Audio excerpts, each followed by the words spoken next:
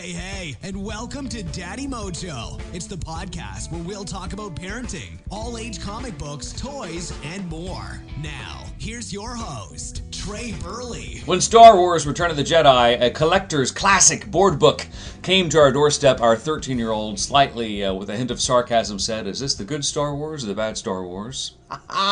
To which I said, "It's the good Star Wars. Don't judge me." And it's a great... some good Star Wars, to a great board book.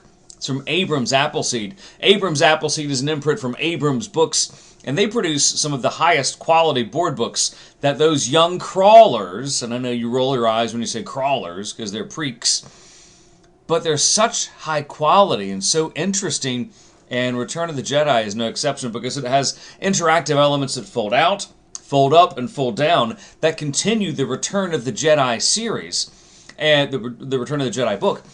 But it does it in a very intelligent way, because when you look at the words in this book, this board book, they're not for babies. It's words and vocabulary that maybe even some of the fifth graders won't know. They'll be able to decipher what it means, but they're not going to be able to read it at first go. So those pre-Ks, man, they're in a world of hurt, aren't they? But that's the point of this book, because it's got such a reach for any elementary school kid, even those preschool kids. While you fourth and fifth graders will and should be able to read this, you're going to go in for the art. The art is from Williamson, and it's got that classic, iconic Star Wars look that if you grew up with the comic books, or when you walk around and you see those old imprints on your teachers' desks or their walls, it's going to look like that. It looks like this.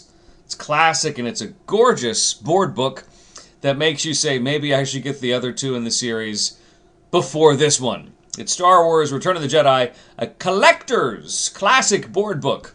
It's going to be great for those pre-K kids all the way through elementary school, but you upper elementary school kids are going to roll your eyes because it's going to be too easy for you, but you're still going to look at it for the art. Thanks for listening to Daddy Mojo. Be sure to tune in next time. For more information on any of the things we talked about today, just check out the website, daddymojo.net, or hit us up at Daddy Mojo on social media.